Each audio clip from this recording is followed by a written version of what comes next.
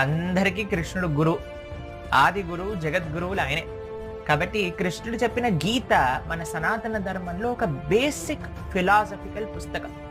ప్రతి ఒక్క హిందువు తప్పకుండా చదవాల్సిన పుస్తకం ఇది. ఏ సాంప్రదాయం నుంచైనా కానీ గీత అధ్యయనం చేయాలి. గీత చదివితే అసలు సనాతన ధర్మం అంటే ఏంటో తెలుస్తుంది అనమాట.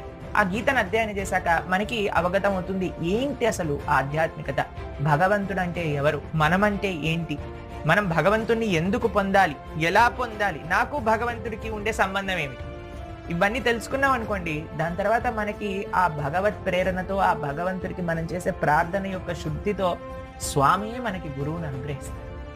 ఆ ఇచ్చ ఉండాలి. మీరు అంటున్నారు కదా ఆ కోరిక ఇప్పటి వరకు మీకు ఒక విషయం చెప్తానండి.